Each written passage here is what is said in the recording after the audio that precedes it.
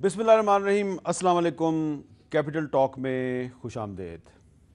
अवाम पर मुआशी दबाव बहुत बढ़ता जा रहा है। दूसरी तरफ हुकूमत कह रही है कि इस दबाव की वजह यह है कि पाकिस्तान पे गैर मुल्की कर्ज़ों का बोझ बहुत ज़्यादा है और इसीलिए हुकूमत जो है वो अवाम पर थोड़ा मुआशी बोझ बढ़ाने पर मजबूर है।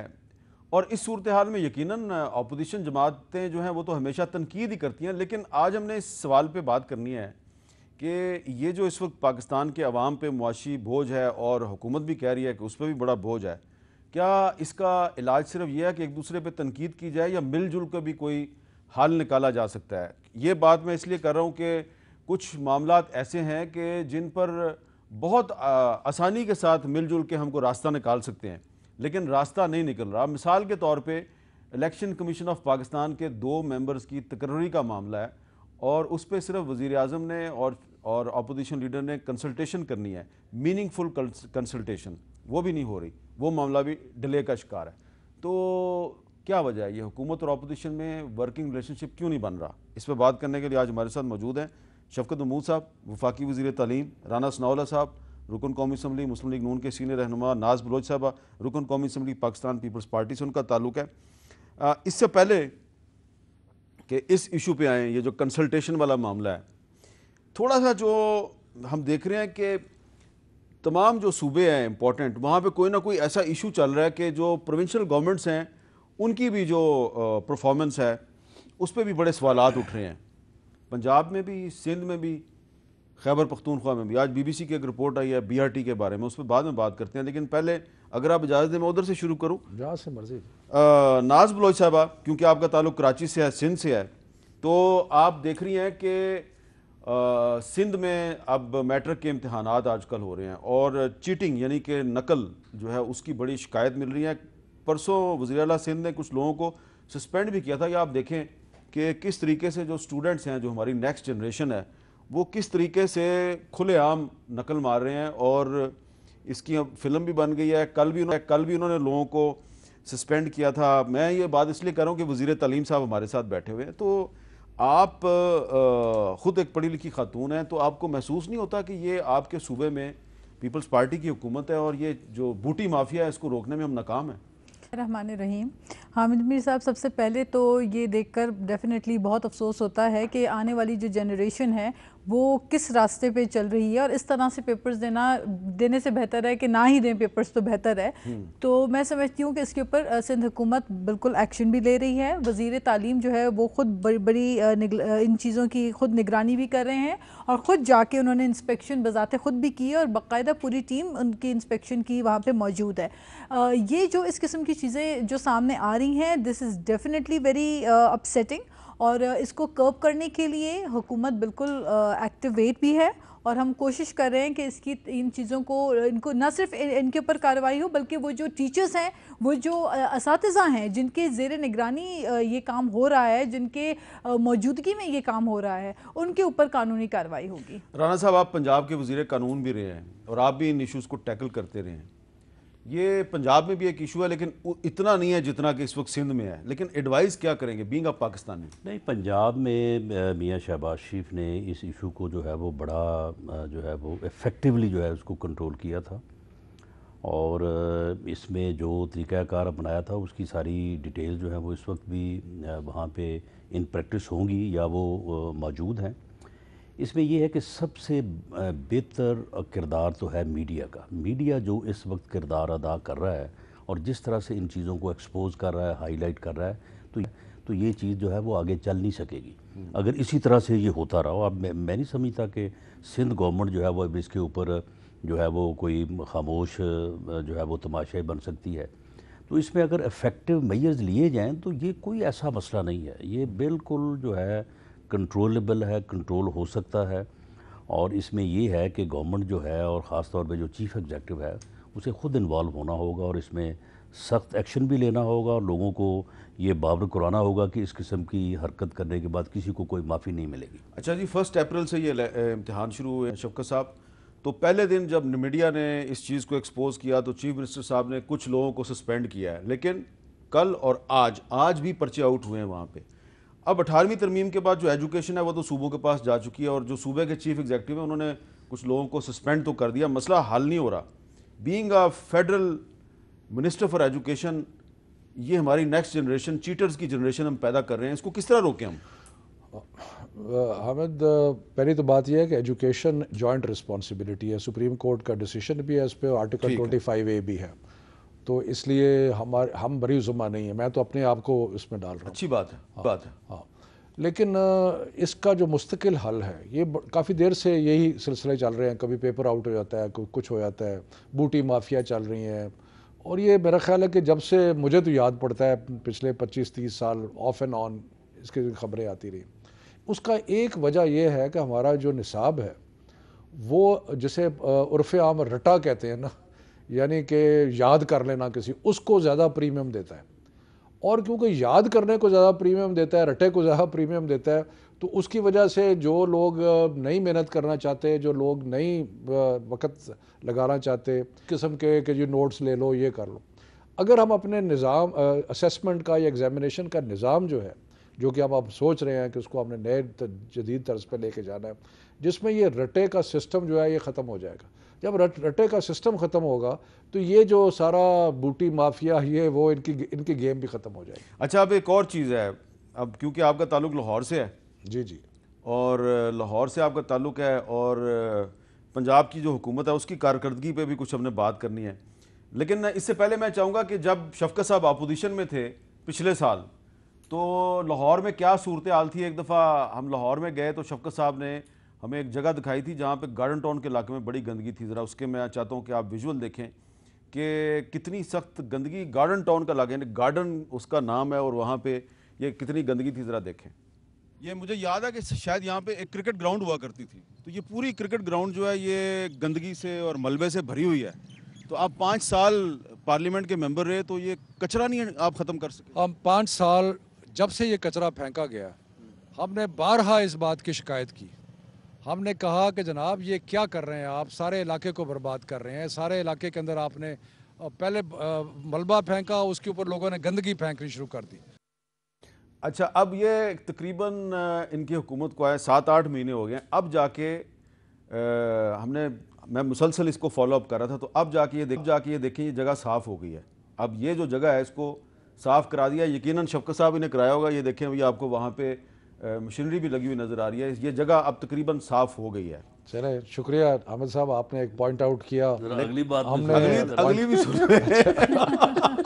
یہ کیا آپ نے اپنے علاقے کو صاف کر دیا. بالکل, دیکھیں کتنا اچھا جگہ صاف کر کے 100 جگہ وہاں پہ. اب ذرا میں آپ کو دکھانا چاہتا ہوں لاہور سے ایک رپورٹ کے باقی مجموعی طور پہ شہر لاہور کی صورتحال کیا ہے. یوم فروا کی رپورٹ میں دیکھیں. اندرون شہر ہو یا پوش علاقے, مارکیٹیں ہوں یا بازار, اکثر مقامات پر کچرا کنڈیاں کناروں تک بھری دکھائی دیتی ہیں. تعفن, مکھی اور مچھروں کی بھرمار ہے. دن میں صرف ایک بار کچرا اٹھایا جاتا ہے. لبرٹی میں پہلے صفائی کا بہتر انتظام تھا, لیکن یہ 3-4 ماہ سے یہ دیکھنے میں آ رہا ہے کہ یہاں صفائی کا کوئی انتظام نہیں ہے. گاڑیاں آتی ہیں صفائی کرنے کے لیے, لیکن ایک ٹائم کر جاتی ہیں, 2 گھنٹے بعد پھر کوئی نہیں آتا. یہ تو کوڑا لوگ باہر پھینک جاتے ہیں نا, اس کی وجہ سے زیادہ یہ گند پڑتا ہے. لاہور ویسٹ مینجمنٹ کمپنی کا موقف ہے. 7,000 ملازمین صفائی پر مامور ہیں جو روزانہ 6,000 ٹن کوڑا اٹھاتے ہیں. لوگ کوڑا کرکٹ گھروں سے باہر مت پھینکیں. ملازمین کی قلت ہے, شہر کو مکمل صاف نہیں رکھ سکتے. 100% گارنٹی کے جو اس وقت 100% لاہور صاف ہے, کسی وقت بھی نہیں دی جا سکتی. لاہور ویسٹ مینجمنٹ کمپنی نے مانیٹرنگ سیل کے علاوہ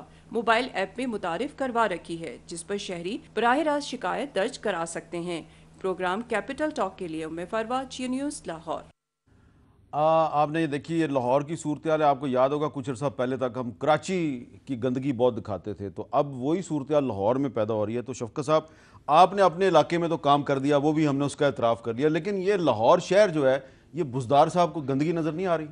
نہیں, مجھے اس چیز کا علم نہیں ہے کہ کتنے علاقوں میں ہے اور کیا ہے. مطلب کہ کچھ نہ کچھ وہ جو لاہور ویسٹ مینجمنٹ کے چیف ہیں وہ تو کہہ رہے ہیں کہ ایسے حالات تھے پہلے بھی, اور کئی جگہ پہ گندگی پہلے بھی ہوتی ہوگی. یہ تو پھر ڈھونڈ کے آپ کہیں بھی نکال سکتے ہیں, جس طرح پچھلے سال ہم نے آپ کے ساتھ ڈھونڈ لی تھی. آپ نے پچھلے سال. تو مقصد یہ ہے کہ مجھے نہیں پتا, لیکن اس میں تو کوئی دو رائے نہیں ہے کہ صفائی ہونی چاہیے. ٹھیک ہے, اور حتی الامکان کوشش یہ کرنی چاہیے کہ روز ہو, تاکہ یہ لوگوں کو لیکن کئی جگہ میرا خیال ہے کچھ عوام تھوڑی سی نا ان کو بھی خیال کرنا چاہیے کہ جو ڈیزگنیٹڈ جگہ ہیں ڈمپر ہیں وہاں ڈالیں کچرے کو. سو مقصد یہ ہے کہ یہ معاملہ بڑا سیریس نیچر کا ہے اور 6,000 ٹن اگر روز اٹھایا جاتا ہے اور شاید 8-10 ہزار ٹن اگر ہے تو پھر تھوڑی سی کیپیسٹی پنجاب گورنمنٹ کو بڑھانی چاہیے. رانا ثناءاللہ صاحب، یہ صرف لاہور میں صورتحال ہے یا اور پورے پنجاب میں یہ صورتحال ہے اور یہ ذمہ دار عوام ہے یا حکومت ہے؟ نہیں دیکھیں، اس میں بنیادی طور پہ ذمہ داری جو ہے وہ حکومت کی ہے، اور لاہور کی جو صورتحال ہے وہ پہلے کے مقابلے میں اب بہت زیادہ خراب ہوئی ہے، اور یہ ایک جنرل ویو ہے لوگوں کا، جس میں کوئی ایسا نہیں ہے کہ ہم اپوزیشن میں ہونے کی وجہ سے یہ بات کر رہے ہیں. تو یہ جو بھی ادارے بنائے گئے تھے ان اداروں کو، یعنی جتنے بھی یعنی بلدیاتی ادارے ہیں ان سب کو انہوں نے جو ہے اس میں معطل بنایا ہوا ہے. ان میں پہلے یہ ان لوگوں کو اپنے ساتھ شامل کرنے کے لیے انہیں کوئی زور زار لگایا، پھر اس میں کامیابی نہیں ہوئی، پھر یہ کہتے تھے ہم الیکشن کروائیں گے. اب نہ یہ الیکشن کروا رہے ہیں، نہ یہ ان کو اون کر رہے ہیں، نہ ان کو یہ فنڈز دے رہے ہیں. یعنی یونین کونسل تک انہوں نے جو ہے وہ فنڈز ان کے جو ہے وہ بند کیے ہوئے ہیں. صرف تنخواہیں جا رہی ہیں اور باقی جو ہے وہ باقی کوئی فنڈز نہیں ہے، اور ہر جگہ پہ اسی طرح سے جو ہے وہ گند مچا ہوا ہے اور ان کی کوئی توجہ نہیں ہے اس بارے میں. ناز بلوچ صاحب، آپ کا شہر کراچی جو ہے وہاں پہ جو صورتحال ہے وہ بہتر نہیں ہو رہی، اس کی کیا وجہ ہے؟ حامد میر صاحب، یہ جو مسئلہ ہے میں سمجھتی ہوں اس میں بالکل حکومت کی ذمہ داری ہوتی ہے، اور ساتھ ہی ساتھ جو ایک سیوک سینس ہوتی ہے اس کے اوپر بھی بہت زیادہ فوکس کرنے کی ضرورت ہے کہ عوام کی بھی ایک رسپانسبلٹی ہے، جس طرح شفقت محمود صاحب نے بھی کہا. لیکن یہ بڑی ذمہ داری حکومت کے اوپر پڑتی ہے. تو لہٰذا میں سمجھتی ہوں چونکہ کراچی کی اگر آپ بات کریں، کراچی میں گورنمنٹ نے سالڈ ویسٹ مینجمنٹ کا بہت بڑا پروگرام ہم لے کر آئے، اور اس سے سارے ڈسٹرکٹس میں سے جو کچرا اٹھانے کا جو ایک کی ذمہ داری، اور ہزاروں ٹن کچرا روزانہ کی بنیاد پہ اٹھتا ہے وہاں سے. لیکن ساتھ ہی ہمیں یہ بھی دیکھنا ہے کہ چونکہ کراچی کی آبادی 2 سے 2.5 کروڑ کی آبادی ہے، سب سے زیادہ پاپولر سٹی ہے، اور وسائل ہمارے بہت محدود ہیں. ہمیں نہ تو ترقیاتی فنڈ دیا جا رہا ہے جو وفاق صوبے کا حق ہے، ہمارا 120 ارب ہمارا رکا پڑا ہوا ہے. ان تمام چیزوں کے باوجود بھی ہم کسی طریقے سے اپنی مشینری کو، سسٹم کو چلا رہے ہیں. بٹ ہیونگ سیڈ دیٹ، اس میں مزید کام کی ضرورت ہے، اور ہم اس پہ بہت فوکس کے ساتھ ہماری کوشش ہے کہ اس کا ہم کوئی طریقہ کار ایسا نکالیں کہ ایک تو سالڈ ویسٹ کو کس طریقے سے ہمیں آگے سے ریسائیکل کرنا چاہیے، اور اس کو آپ کہاں پہ جا کے ڈمپ کریں گے. اتنا ڈیلی کی بنیاد کے اوپر جو کچرا ہوتا ہے اس کو بھی جلا تو سکتے نہیں ہیں کیونکہ ایئر پولیوشن ہو جائے گی. ایک چیز ہوتی ہے جی جو جگہ بیچ میں ہو، اور دوسرا اب تو میرا خیال ہے کہ بہت زیادہ ایکسپیریمنٹس ہو رہے ہیں کہ جو کچرا ہے اس سے آپ انرجی پروڈیوس کر سکتے ہیں، اس کو ریسائیکل کر سکتے ہیں. اس کے اوپر میرا خیال ہے کہ ایک مل کر سارے صوبوں کو خود آپس میں مل کر ہمیں اتفاقیہ طور پہ پورے مطلب ایوری ویئر یہ ایشو جو ہے، یہ بڑی اہم بات ہے. کیا صرف صوبوں کو آپس میں ملنا چاہیے یا وفاق اور صوبوں کو ملنا چاہیے؟ وفاق اور صوبوں کو مل کے بھی کوئی کام کرنا چاہیے. ہم نے ابھی کلین اینڈ گرین پاکستان کی ایک کیمپین شروع کی ہے، اور اس پہ ایک تو درخت لگائے جا رہے ہیں بے شمار، اور دوسرا یہ صفائی کے. دیکھیں صفائی ہمارا ایک نیشنل پرابلم ہے، اس کا ہمیں اکنالج کرنا پڑے گا. اب کویسچن یہ ہے کہ اس کو ہم نے نئے جدید سائنٹیفک انداز سے بھی کوشش کرنی ہے اس کا حل کرنے کی، اور اس میں ایک ہی حل ہے کہ ہم یہ جو کچرا ہے اس کو ایک ریسورس، یعنی کہ ایک ایسی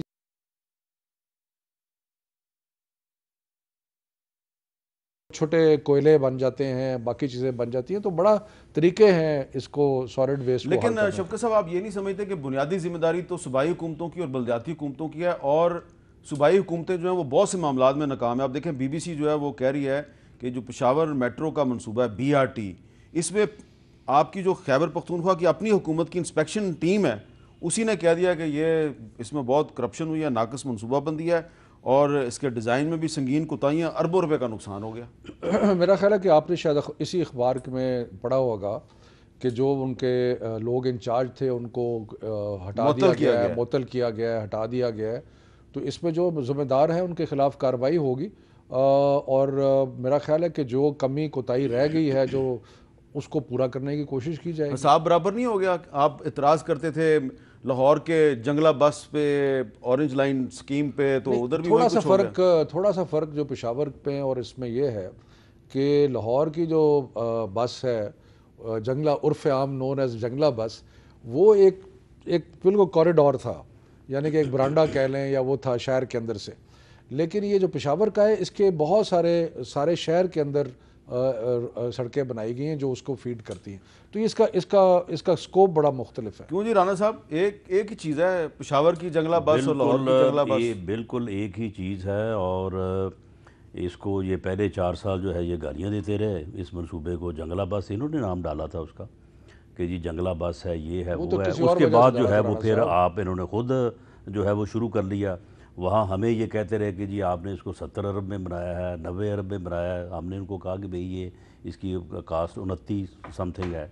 اب یہ انہوں نے پہلے جو ہے 40 سے شروع کیا تھا، اب اس کو لے گئے کوئی 70-80 کے اوپر، اور یہ جو رپورٹ ان کی اپنی رپورٹ ہے، اس رپورٹ کا اگر جائزہ لیں اور یعنی جس طرح سے ایزیوم کر کے انہوں نے مسلم لیگ نون کے خلاف اور پنجاب کے چیف منسٹر کے خلاف میاں شہباز شریف صاحب کے خلاف کیسز بنائے ہیں، تو اس کیس میں عمران خان صاحب اور پرویز خٹک صاحب ان کی گرفتاری بنتی ہے۔ نہیں، پرویز خٹک نیب کو چاہیے کہ ان دونوں کو گرفتار عمران خان کی کس طرح بنتی ہے؟ بالکل اس کا تعلق ہے اس سے، یہ اس نے کنسیو کیا ہے، اس کا تعلق اس سے زیادہ بنتا ہے جتنا تعلق انہوں نے آشیانہ ہاؤسنگ اسکیم سے انہوں نے فواد کا جس طرح سے تعلق بنایا ہے نا، یا میاں شہباز شریف کا بنایا، اسی طرح سے ان دونوں کا تعلق بنتا ہے۔ 2 افسروں کو سسپینڈ کرنے سے کیا بنتا ہے جی؟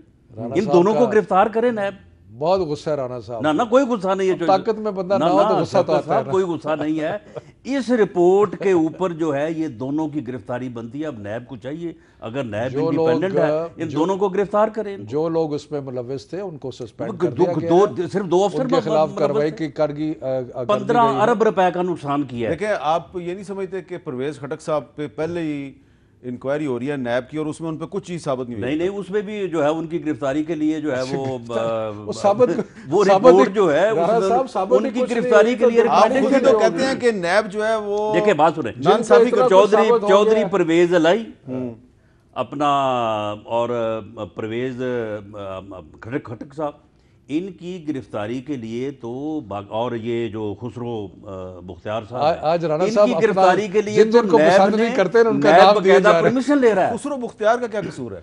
اچھا اس کا قصور ہی کوئی نہیں، وہ بھائی وہ تقریباً 6 کروڑ سے وہ پہنچ گیا ہے کوئی تقریباً 1000 کروڑ، آپ ایک سٹوری کا ذکر کریں، 100 ارب پہ، آپ ایک سٹوری کا، اس سٹوری میں ان کا نام تو ہے ہی نہیں بھئی، اس سٹوری میں جو ہے اسی کا نام ہے اور کسی کا نام نہیں۔ ان 3 لوگوں کی جو انکوائری ہے وہ فائنل ہو چکی ہے۔ نیب جو ہے وہ اجازت چاہ رہا ہے پرائم منسٹر آف پاکستان کی کہ ہمیں اجازت دیں، تو آپ کہہ رہے ہیں پرائم منسٹر کو بھی گرفتار اس کو گرفتار کرنا چاہیے، کرنا اگر چاہیے۔ نیب انڈیپینڈنٹ ہے اس کو گرفتار کرنا ہزاروں خواہشیں نہ خواہشیں ایسی آپ میری بات نوٹ کر لیں، یہ جو پشاور میٹرو ہے نا، اس میں یہ ساری پی ٹی آئی جو ہے نا، لیکن ناز بلوچ صاحبہ کو پتا ہے کہ ناز بلوچ صاحبہ کو پتا ہے اصل گرفتاری کراچی سے ہوئی ہے۔ ہمیں اس کو پنجابی میں کہتے ہیں دکھ کٹ رہے ہیں اپنا جہاں جتنا اندراز دکھ نہیں کٹ رہا ہے، جتنی گرفتاریاں یہ سندھ سے اور کراچی سے کرنا چاہتے ہیں، جتنی ان کی خواہشات ہیں، یہ کرتے رہیں گے، اور اتنا ہی پیپلز پارٹی جو ہے وہ آگے ابھرتی رہے گی، کیونکہ جتنا پیپلز پارٹی کے ساتھ برا وقت آتا ہے اتنی پیپلز پارٹی اس پیٹ سے عوام اور مزید اس کو سپورٹ کرتی ہے۔ دیکھیں نا، آپ خود دیکھیں رویوں کو، آپ دیکھیں کہ سندھ میں جا کے اگر آپ بے نظیر بھٹو انکم سپورٹ سے بی بی کا نام کوئی کہتا ہے ہٹانے کے لیے اور آپ کہتے ہیں ہاں جی ہو گیا، تو مطلب تھوڑا سا اگلے دن فواد چودھری نے کہہ دیا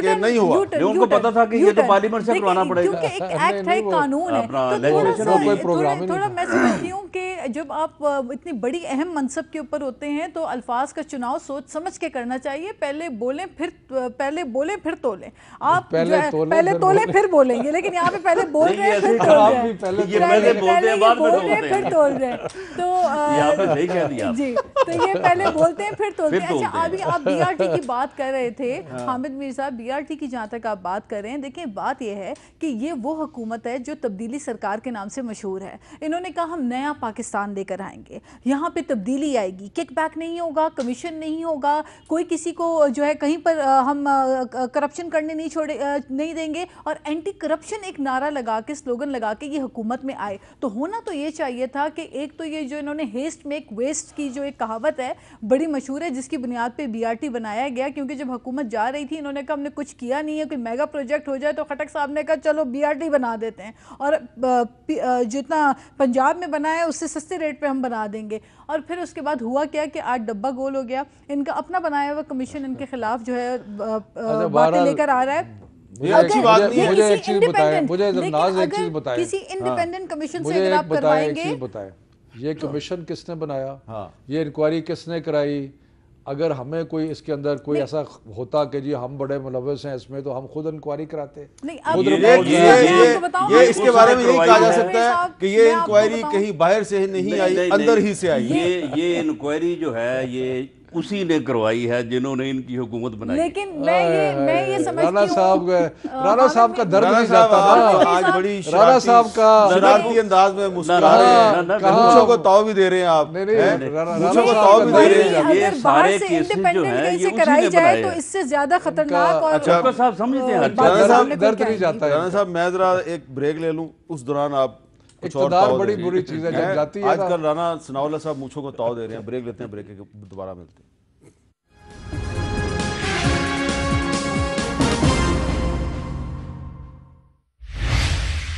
وقفے کے بعد کیپٹل ٹاک میں دوبارہ خوش آمدید. اور اب ایک اور معاملہ ہے. کل وزیراعظم عمران خان صاحب کی طرف سے اپوزیشن لیڈر شہباز شریف صاحب کو ایک خط لکھا گیا ہے. بڑا تفصیلی خط ہے, اس میں سپریم کورٹ کے بہت سے فیصلوں کے حوالے دیے گئے ہیں, اور کہا یہ گیا ہے کہ جو الیکشن کمیشن آف پاکستان کے 2 ممبرز کی تقرری ہے, اس تقرری کے معاملے پہ ان رائٹنگ کنسلٹیشن ہی کافی ہے.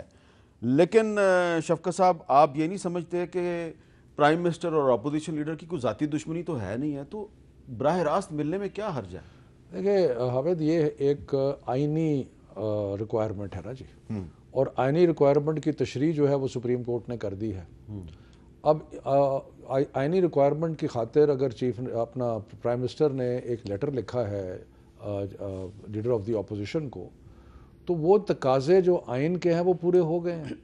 اب اس کے اوپر کوئی اور چیز تلاش کرنا, اب آپ یہ کہہ دیں کہ جی ملنا بڑی اچھی بات ہوتی ہے, چلیں اچھی بات ہے ملنا, لیکن اصل چیز کیا ہے؟ اصل چیز تو ہے کہ آئینی تقاضا کیا ہے. آئینی تقاضا پرائم منسٹر نے پورا کر دیا ہے. انہوں نے ڈیٹیل لیٹر لکھا ہے, 4 صفحے کا خط لکھا ہے, اس میں انہوں نے ساری باتیں کی ہیں, سپریم کورٹ کے فیصلے کا حوالہ بھی دیا ہے, اور اب اس کا جواب جو ہے لیڈر آف دی اپوزیشن دیں. اگر اگریمنٹ ہوتی ہے تو ٹھیک ہے, اگر اگریمنٹ نہیں ہوتی تو ایک پروسیجر پرسکرائبڈ ہے کانسٹیٹیوشن کے اندر کہ ایک پارلیمنٹری کمیٹی بنے گی, وہ اس کا فیصلہ کرے گی, اور اس طرح یہ معاملہ جو ہے آگے چلتا رہے. جی رانا ثناء اللہ صاحب, یہ جو وزیر اعظم نے خط لکھا ہے شہباز شریف صاحب کو, اس میں انہوں نے شاید پہلے تو ذرا اس خط کو آپ دیکھیں, ذرا اس کو جہاں سے یہ خط شروع ہوتا ہے کہ وزیر اعظم صاحب کو یہ توفیق نہیں ہوئی کہ اس خط میں جو ہے وہ لیڈر آف دی اپوزیشن کو مخاطب کر سکیں, اور جو ہر آدمی خط سے پہلے السلام علیکم کا لفظ لکھتا ہے وہ لکھ دیں. آپ کو اعتراض ہے کہ انہوں نے یہ کیوں نہیں لکھا ڈیئر شہباز شریف کیوں نہیں لکھا؟ نہیں, بات یہ ہے کہ چلیں ڈیئر شہباز شریف نہ لکھتے, ویسے ہاں یہ بات وہ مسٹر شہباز شریف لکھ دیتے, یہ پرائم منسٹر آف اور پاکستان کا السلام علیکم سے شروع کرتے.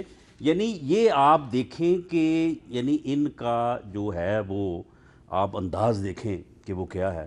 اور اسی طرح سے جو پھر بعد میں ان کی اس خواہش کو ڈیفائن جس طرح سے فواد چودھری صاحب کر رہے ہیں, سپریم کورٹ کا فیصلہ اس میں لکھا ہوا ہے. سپریم کورٹ کے ایک نہیں, سپریم کورٹ کے 3 فیصلے ہیں, تینوں فیصلوں میں یہ بات درج ہے کہ میننگ فل, سیریس. ایک منٹ, یہ جو انہوں نے حوالہ دیا ہے پرائم منسٹر نے, Shahid Orakzai versus federation of Pakistan PLD 2011 supreme court 365, جی, اس میں کہا ہے کہ یہ consultative process should be in writing.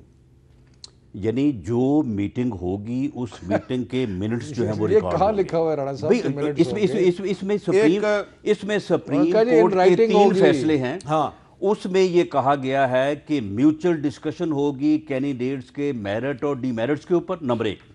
دوسرا یہ ہے کہ سیریس میننگ فل ایفرٹ ہوگی to arrive on a consensus. اچھا, اب مجھے آپ یہ بتائیں کہ خط لکھنے سے یا تھرو پراکسی یا تھرو نامینی آپ کس طرح سے جو ہے وہ کسی ایک منٹ آپ حوالہ دے رہے ہیں, ایک میں بھی حوالہ دے دیتا ہوں. یہی جو ہے ججمنٹ یہ 2011 کی شاید ورسز فیڈریشن 2009 کی ہے. اس کو کلب کیا گیا تھا Chaudhry Nisar Ali Khan versus federation of Pakistan میں.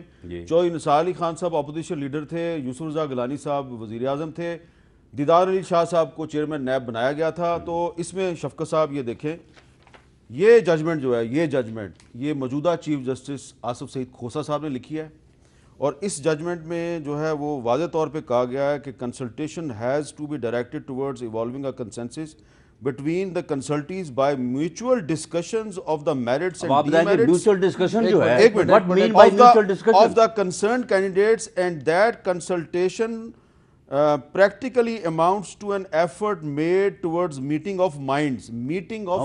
اچھا میری گزارش سنیں, how it can be through letters. Rana صاحب مجھے اجازت تو دیں, دو اس کے اندر امپورٹنٹ چیزیں ہیں, میوچل ڈسکشن اور meeting of the mind. Meeting of the mind کیا کہ اتفاق رائے ہو جائے, اس کا ایگزیکٹ مطلب یہی ہے کہ اتفاق رائے. اتفاق رائے کا مطلب یہ نہیں ہوتا کہ اتفاق رائے صرف آمنے سامنے بیٹھنے سے اتفاق رائے ہوتا ہے, اتفاق رائے ویسے بھی ہوتا ہے. دوسرا میوچل ڈسکشن جو ہے, اگر آپ اس کو بڑے غور سے اس کا مطلب سمجھیں, ڈسکشن جو ہے لیٹر لکھنا بھی از آلسو ڈسکشن. یہ کہنا کہ ڈسکشن کا مطلب صرف چلیں آپ اس کو اسی طرح سے لیتے بالکل درست ٹھیک ہے, چلیں جی یہ اس کو اسی طرح سے لیتے ہیں. اس کے بعد کیا ہوگا, اس کے بعد جو ہے یہ اب اس لیٹر کا جواب جو ہے وہ لیڈر آف دی اپوزیشن جو ہے وہ ان کو بھیج رہے ہیں, اور اس میں یہی جو ہے وہ موقف ہے کہ آپ اپنی آئینی جو ذمہ داری ہیں ان کو پورا نہیں کر رہے. اب اس کے بعد کیا ہوگا, پارلیمانی کمیٹی کے پاس چلا جائے گا. پارلیمانی کمیٹی کی ایکول ممبرشپ ہے, وہاں پہ 6 لوگ یہ ہیں 6 لوگ ہم ہیں, تو وہاں پہ پھر کیا ہوگا, وہاں پہ یہ ڈیڈ لاک جو ہے وہاں تک جو ہے وہ جائے گا. اور دوسری بات ایک میں یہ بات کہہ دوں, اب شفقت محمود صاحب کے بیٹھے مجھے اچھا نہیں لگ رہا کہ فواد چودھری صاحب جس طرح سے یہ طنزاً یہ بات کہہ رہے ہیں کہ جی وہ دیکھیں جی کیوں ملنا چاہتے ہیں, ہم تو نہیں ملنا چاہتے. اپوزیشن جو ہے وہ اس بات کو ڈسکس کر رہی ہے. اگر یہی منفی اور نفرت پہ مبنی رویہ رہا وزیر اعظم پاکستان کا, تو اپوزیشن جو ہے وہ ود کنسنسس انہیں ناپسندیدہ شخصیت کے طور پہ جو ہے وہ ڈکلیئر کرے گی. اچھا یہ آپ ناز بلوچ صاحب اتفاق کرتی ہیں وزیر اعظم کو ناپسندیدہ شخصیت ڈکلیئر کریں گے آپ؟ نہیں دیکھیں, میں ایک بات یہ کہنا چاہتی ہوں کہ یہ اگر جو وہ ہمیں سلام علیکم کہنے سے بھی جو ہے وہ پرہیز ہے ان کو, اور ہمیں ملنے سے بھی پرہیز. دیکھیں یہ جو عوامی نمائندگان ہوتے ہیں یہ صرف حکومتی ترجمان, حکومتی ممبران صرف نمائندگان نہیں ہیں, ہم بھی ویسے ہی عوام سے عوامی نمائندگان ہیں, عوام کو ریپرزینٹ کرتے ہیں. تو یہ جو ایک ریجڈ ایٹیٹیوڈ, یہ جو ٹوٹیلیٹیرینزم والا ایٹیٹیوڈ ہے, یہ جو ایک سینٹرلائزڈ ایٹیٹیوڈ ہے, اور جو انٹالرنس ہے وہ ریفلیکٹ کر رہا ہے اس قسم کی لیٹر سے, کہ جہاں پہ حکومت جو ہے وہ تیار نہیں ہے اپوزیشن کو سننے کو, ان کے ساتھ بیٹھنے کو, ان سے بات کرنے کو. نہیں اس میں آپ دیکھیں نا کہ آپ اگر قانونی جو آپ کورٹ کی ورڈکٹ پڑھ رہے ہیں, آپ عدالتی جو نوٹ پڑھ رہے ہیں, اس کے مطابق جو کنسنسس ڈیولپ ہونا چاہیے ود میوچل ڈسکشن ہونا چاہیے, ساتھ بیٹھنے کو ہی آپ تیار نہیں ہیں. تو اتنا ریجڈ, اتنا فرم ایٹیٹیوڈ, اتنا ریجڈ ایٹیٹیوڈ یہ ڈیموکریسی میں نہیں ہوتا. ڈیموکریسی کے معنی یہی ہیں کہ آپ ایک دوسرے کو ایکسیپٹ کریں, ٹالریٹ کریں. عدم جو ہے آپ کے اندر ٹالرنس ہے. نہیں شفقت محمود صاحب میری ایک بات کا جواب دے دیں, آپ بھی دے دیں. بات یہ ہے کہ جب سے لیٹر لکھنے کی تاریخ ہے کبھی اس طرح سے کبھی لیٹر. اچھا یہ شفقت صاحب یہ ویلڈ ہے, یہ دیکھیں نا یہ لیٹر ہے, اس پہ لکھا نہیں آپ نے ڈیئر شہباز شریف, مسٹر شہباز شریف. السلام علیکم. میری گزارش جی, گزارش یہ ہے کہ جہاں پہ کوئی چیز آئین پرسکرائب کرتا ہے, آئین کہتا ہے کہ یہ ہونی چاہیے, وہ ایک بڑی سیریس آئینی چیز ہے. اس کے اوپر باقی چیزیں کہ جی اخلاقی یا باقی چیزیں جو ہیں وہ ان کی ایک اپنی افادیت ہے, لیکن وہ الگ چیزیں ہیں. آئین یہ کہتا ہے کہ کنسلٹیشن ہوگی between the leader of the house and leader of the meaningful consultation, meaningful consultation. اور جسٹس آصف سعید کھوسہ صاحب کی میں نے آپ کو ججمنٹ پڑھ کے سنائی. میوچل ڈسکشن کا مطلب ضروری نہیں ہوتا کہ وہ زبانی ہو. ٹھیک ہے. اور میں آپ کو یہ بھی کہوں ہمارے کلچر میں بھی یہ ہے اور باقی دنیا میں بھی ہے کہ جب کسی بات کو سیریسلی لیا جاتا ہے تو کہتا ہے جی زبانی کلامی چھوڑیں، لکھ کے دیں مجھے. یہ جب ہم آپ کہتے ہیں کہ جی فلانی چیز آپ کہہ تو رہے ہیں لیکن یہ مجھے ان رائٹنگ دیں، اس کا مطلب ہے کہ ہم چاہ رہے ہیں کہ وہ معاملہ مزید سیریس ہو. اور اس میں جو روایت رہی ہے آج تک، تو اور اس لیے 10 سال 15 سال کی روایت یہ رہی ہے کہ جو بھی پرائم منسٹر ہوا ہے اس نے لیڈر آف دی اپوزیشن کی رسپیکٹ کی ہے، ٹیلی فون پہ یعنی دعوت بھی خود دیتے رہے ہیں. اب دیکھیں اگر رسپیکٹ کی تھی تو یہ چودھری نثار علی خان صاحب نے اکرم شیخ کے ذریعے یہ کیس کیوں کیا تھا اور یہ ججمنٹ کیوں آئی؟ کوئی نہیں. اب یہ کہیں گے چودھری نثار ہمارے ساتھ کہ روایت یہی ہے کہ میٹنگ ہوتی رہی ہے، باقی کنسنسس نہیں ہوا ہوگا. لیکن شفقت صاحب ایسے نہیں لگ رہا کہ عمران خان صاحب اور شہباز شریف صاحب کے درمیان کوئی ذاتی لڑائی ہے؟ نہیں دیکھیں، بات یہ ہے کہ عمران خان صاحب وزیر اعظم صاحب آئینی تقاضے پورے کر رہے ہیں. اگر کسی کو اس پہ اعتراض ہے کہ آئینی تقاضا پورا نہیں ہو رہا تو عدالتیں اس چیز کے لیے ہیں کہ وہ آئین کی تشریح کریں. ٹھیک ہے، آپ کہہ رہے ہیں کہ عدالت چلے جاؤ. ٹھیک ہے، نہیں اس لیے کہ تشریح یہ تشریح یا آپ یہ کہیں، ایک منٹ رہا، یا آپ کہیں کہ نہیں جی ہم نے آئین کی بحث نہیں کرنی، ہم نے بحث کرنی ہے کہ ایک رواداری ہونی چاہیے، بھلا بھلائی ہونی چاہیے، ہونی چاہیے، وہ بھی ہونی چاہیے، اس کے اوپر الگ بحث کرنی، وہ بھی ہونی چاہیے. لیکن یہ کیونکہ آئینی تقاضا ہے، آئینی تقاضا پرائم منسٹر نے پورا کیا. اور وقت کا تقاضا یہ ہے کہ میں ایک بریک لے لوں.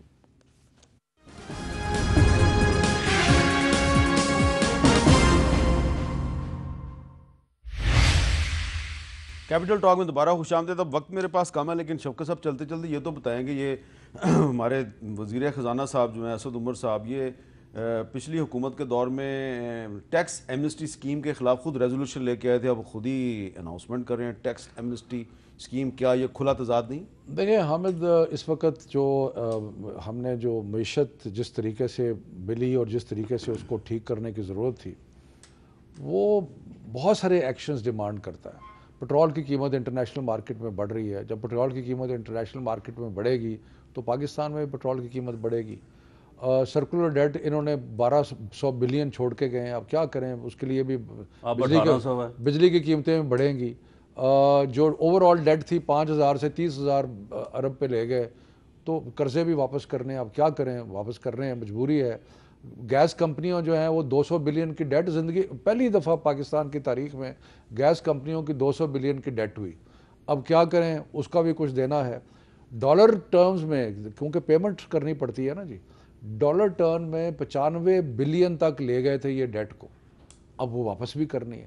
سو بہت سارے ایسے مسائل ہیں جو آپ کو مجبور کر دیتے ہیں کہ آپ ریویو کریں اور ایسی چیزیں دیکھیں کہ جو حالات کو بہتری کی طرف لے جا سکے. ریویو کریں جی، آپ بھی اپنی پالیسی ریویو کریں اور اس مشکل صورتحال میں حکومت پہ تنقید نہ کریں.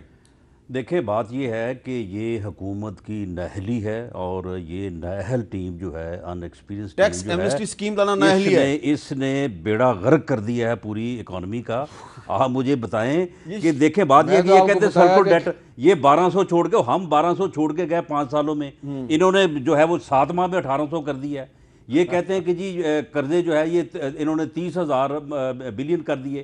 آپ بتائیں کہ انہوں نے 35 کیسے کر دیے؟ اگر آج آپ کو رانا صاحب حکومت مل جائے تو آپ اکانومی سنبھال لیں گے؟ دیکھیں اگر ہمیں حکومت ملتی تو ہم ان کی طرح جو ہے جو برباد کر کے گئے وہ کیا سنبھالیں گے؟ ڈنڈا کھایا ہے انہوں نے، اور ساری جو ہے وہ پوری قوم کا ہر 100 ڈنڈا کہاں سے آ گیا؟ وہ تو پہلے تو 100 سن لے وہ بعد میں اب کھائیں گے نا. یعنی ساری قوم کا انہوں نے جو ہے وہ یعنی ارک نکال دیا ہے. اب اس کے بعد یہ جا رہے ہیں آئی ایم ایف کے پاس. ان کو پہلے دن چاہیے تھا آئی ایم ایف کے پاس جاتے اور ان سے 3 ایئر پروگرام لیتے، اور ان 3 سالوں میں جو ہے یہ ساری چیزیں یعنی کہ یہ تسلیم کر رہے ہیں کہ بیڑا تسلیم کر رہے ہیں کہ اتنا بیڑا غرق تھا. اب یہ پہلے نہیں گئے وہاں پہ بیڑا غرق تو اب ناز بلوچ صاحب پہلے گئے نہیں، اب جا رہے ہیں. ناز بلوچ صاحب کیا حالات کا تقاضا یہ نہیں ہے کہ حکومت اور اپوزیشن مل کے معیشت کو سنبھالنے کی کوشش کریں؟ دیکھیں اس خط کے بعد آپ کہہ رہے ہیں کہ مل کے بیٹھے. حامد میر صاحب معیشت آپ بتائیں نا کیسے مل کے معیشت کے سو کالڈ چیمپئن جو ہے، جن کو جو اینگرو میں جس وقت تھے اور اس وقت پیپلز پارٹی کی دور حکومت میں جو سپر فلڈ آیا تھا اس کے باوجود ہم نے لوگوں کو ریلیف دیا. جب ایکسپورٹ کرنے والی کنٹری نہیں تھا, ہم امپورٹ کر رہے تھے ویٹ, ہم نے ایکسپورٹ کرنے والے کراپ بنا دیا ویٹ کو. ہم نے ایک مشکل صورتحال سے ملک کو نکالا, ہم نے روزگار دیا, 100% تنخواہوں میں اضافہ کیا, ہم نے پینشن کی رقم بڑھائی. ہمارے دور میں تاجر خوشحال تھا. آج اسد عمر صاحب کہتے ہیں یس ہمارے پاس صرف سندھی سندھ میں 50,000 نوکریاں جو ہے وہ ہم نے دی. آپ کے دور میں تو ایک نوکریاں کے 10 لاکھ ابھی جابز جو ہے لوگ بے روزگار ہو رہے ہیں. 9.4% لیکن اب یہ آپ نے جتنی بھی باتیں کہی ہیں, اگر یہ سب باتوں کو میں درست تسلیم کر لوں تو اس وقت جو عوام پہ جو دباؤ ہے اس کو کم کرنے کے لیے عوام پہ دباؤ کم کرنے کے لیے اسد عمر صاحب پہلے تو اس چیز کے اوپر فوکس ہو جائیں کہ وہ ماہر فائنانس ہیں یا ماہر مارکیٹنگ ہیں, کیونکہ وہ مارکیٹنگ اچھی کرتے ہیں. اتنے ماہرانہ طریقے سے اور آپ یہ دیکھیں کہ 8 مہینے ہو گئے ہیں وداؤٹ IMF آپ کام چلا رہے ہیں. نہیں تو آپ نے کیا حال کر دیا؟ اب IMF کے شرائط وہ نہیں ہے جو پہلے تھی, اب وہ بہت سافٹ ہو گئی. آپ نے قوم کا ان کو جو 10 سال انہوں نے دونوں نے مل کے جو حکومت چلائی ہے, جو بربادی کی ہے ملک کی, بیڑا غرق کر دیا ملک کا. اب ہمارے سنبھالنے کی کوشش کر رہے ہیں. میں فگرز کی بات کر لیتی ہوں. میرے کان میں ایک دھمکی موصول ہوئی ہے, مجھے میرے کان میں ایک دھمکی موصول ہوئی ہے کہ آپ اپنی ڈسکشن اینڈ کریں, مہمانوں سے اجازت لے لیں ورنہ وہ شو کاٹ دیں گے. یہ بیڑا غرق کرنے والے جو ہیں اور یہی کرتے ہیں, ہم کیا کریں. 9.8 ارب ڈالر آپ کو ریزرو ملے تھے, پھر آپ نے چین سے لیا, سعودی سے لیا, UAE سے لیا. آپ تینوں کا بہت بہت شکریہ. اس سے پہلے کہ شو کاٹ دیں میں آپ سے اجازت چاہتا ہوں. اللہ حافظ.